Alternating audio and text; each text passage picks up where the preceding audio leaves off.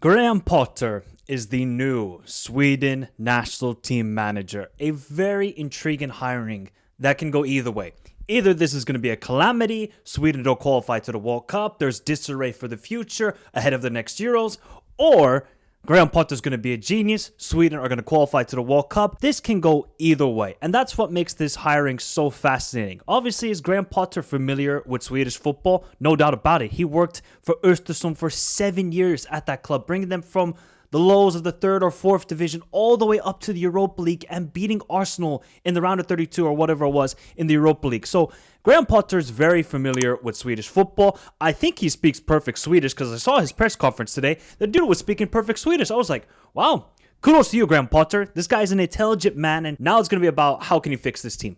And can he fix it with the minimal time he has at his disposal? Because the contract says it's until March. So Graham Potter, ASAP, this is why I love international football, people. Obviously, there's immense pressure in club football. Graham Potter is given a 3-game contract, basically. Say the Swedish FA basically saying to him, you better qualify or we're not going to extend the contract. Obviously, Graham Potter's taking a massive risk himself. So let's talk about it, people. Graham Potter is the new manager of the Sweden national team. I want to hear your thoughts in the comments down below if you're Swedish.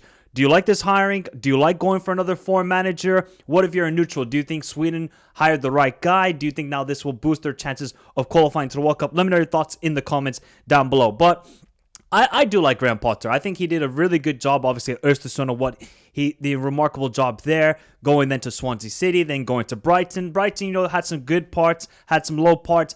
Then he made the move to Chelsea. That was an absolute disaster. Yes, you can talk about the philosophy of the club at the time with all the crazy signings. Obviously, that was the time when Todd Bowley came into the team, but Graham Potter didn't help himself. He was disarray. He was a mess. Then he goes to West Ham, and, well, the less said, the better about his time at West Ham United. In his last 2 jobs, 31 games with Chelsea, he had a 38% winning percentage. West Ham United, 24%. 25 games, only 6 wins. So this guy's not a winner right now. And what he needs to do in these next 3 games for Sweden is win.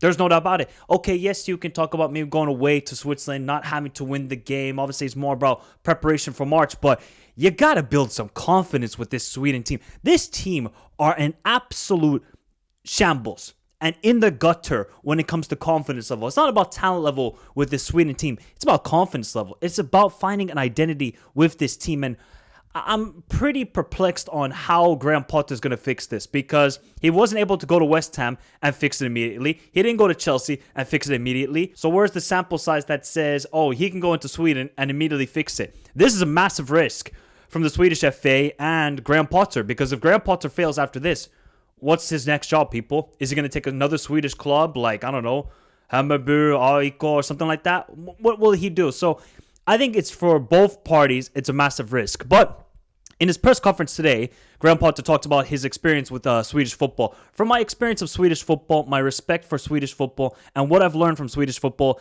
is that the collective is the most important thing. It's always about a balance in the team. Our job will be try to help the team attack and defend well in a balanced way. Use the quality of the players we have. We clearly got some top players, but football isn't about the 11 best. It's the best 11 we have to think about. So I wonder if that's a little bit of a dig or a little bit of a hint that's saying, okay, maybe it's going to be Isak or Yerkeres. It's not going to be both of them at the same time. Could that be a possibility? Am I reading too much into it? Let me know your thoughts in the comments down below. But I think with that statement, Graham Potter realizes this team is so imbalanced. I mean, it's looking like a Finnish person who went to Stockholm on Silja Line, came back and was absolutely hammered and they couldn't stand straight on the boat. That's basically the Swedish national team at the moment. They've consumed too much alcohol, and they're playing like it. They look like an absolute alcoholic out there. But they have the talent. Like Graham Potter alluded to it. They have the talent. They just need to find that right balance. Defensively, they're a mess. They don't know when to press. They don't know when to keep a low block. They don't know when to press into the midfield, like we saw against Switzerland, where they're la Granit Xhaka all the time in the world to just dictate the game. And that's exactly what happened. And that's why Jon Dahl Tomasson failed, because he couldn't find the right balance in this team. And we barely saw anything from Alexander Isak to Yerkeres for the last 3 games.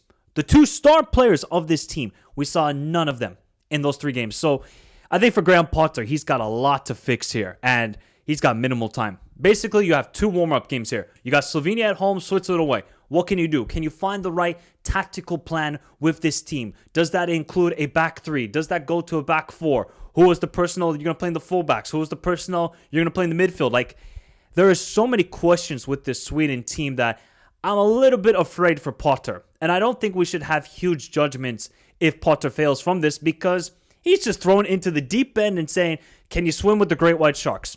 If you come out alive, you're a hero. If you go out and you're dead, well, it's a great white shark. What are you going to do?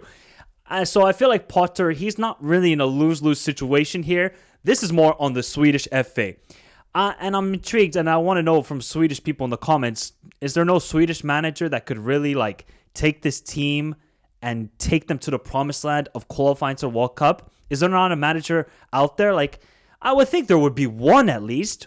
There's not one? Obviously, Graham Potter's very familiar with Swedish football, so I'm not going to deny his repertoire or his history with Swedish football, but there's just something about maybe a Swedish manager could have done maybe better, maybe could have understand the players better. Obviously, communication-wise, it looks like Potter will do fine with the players, but now Potter, he needs to, during these next couple weeks, he needs to call up everybody. He's going to tell you, hey, I'm calling up you, you're going to start, you're going to start, you're going to start, and start preparing. Start preparing. You have to do this if you're Potter. You have to be ruthless on what starting 11 you want. And you have to stick to that starting 11 for the next 2 games. There cannot be chop and changes between the 2 games. There has to be some consistency with this team. And let's be honest here. This team is under massive pressure. It would be a debacle so we don't qualify for the World Cup. I'm sorry.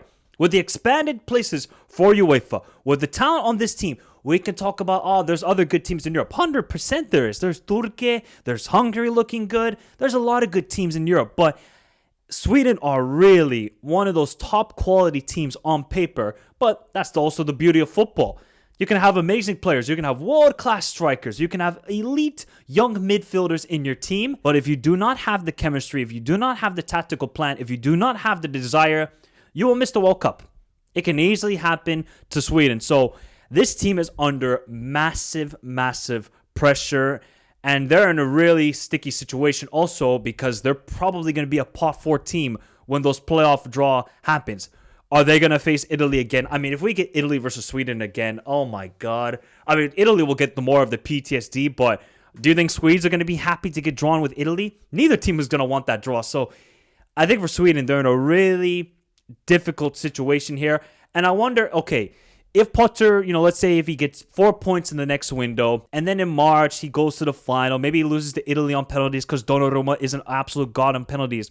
Do you extend the contract? Do you say, okay, Potter, we're going to go in a different direction? I don't know what the thinking is here from the Swedish FA, but from the player's perspective, there's no more excuses. Jan Andersson, gone, right? You guys could call him a dinosaur. He did well with the Sweden national team. Obviously, his time had to come to an end when it did. Jon Dahl Tomasson, well, we saw he's just a spy at this moment in time, so you got rid of him. Alonga was apparently saying, what's the tactics? What's the formation? What's the style in the changing room? Like, this team is in disarray. Now it's about Potter. Can he have that good man management and bring this team together in a very short period of time? It's difficult. It's very, very difficult. But, Walid Regragui with Morocco, he didn't have much time with them ahead of the World Cup in 2022. And look what they did. They just had a solid foundation of a defense. They relied on their quality attackers, and they got to the semifinals. So we've seen this before. It can happen in international football, but it's just about the pressure, man. It's like Swedish media and fans are not going to allow this team to breathe anymore. No, there's no more excuses for these guys. You had the Jon Dahl Tomasson, you had the Anna Andersson. You guys are quality players. There is no more excuses on the players. So in November, we better see some performances. We better see Alexander Isak score. I wonder what the formation is going to be from Potter, because he's tried like 3-4-1-2, 3-4-2-1. I think he tried a 4-2-3-1 at West Ham. He was trying so many different things just to try and keep them up and trying to find some cohesiveness with that team. He could never do it. Is Potter going to stick with this back 5? Because that's what basically Jon Dahl Tomasson has been doing for the majority of the last year. Is he going to go with that formation? Is he going to go to a back 4? Start as Svensson at left back? Like, I don't know what direction Potter is going to take this team, but Makes it fascinating. As a Finn, as your wonderful neighbor to the east, and I know my national team is shit. This is just a episode of Keeping Up with the Kardashians right now with Sweden national team. And I am glued in. I got the popcorn ready for November and definitely March. And I'm definitely ready to see what happens in these 3 games because the pressure is on the Sweden national team and Graham Potter. Will they do it? Will they qualify for the World Cup? For me, still, I just don't think so, depending on obviously the matchups they might get in the draw and depending on how they play in November. But it's just too short of a period to get this magically done. Now, if they had like an international break ahead of the March window, maybe that would give some more time to Potter and the players to really find a tactical idea that would fit them.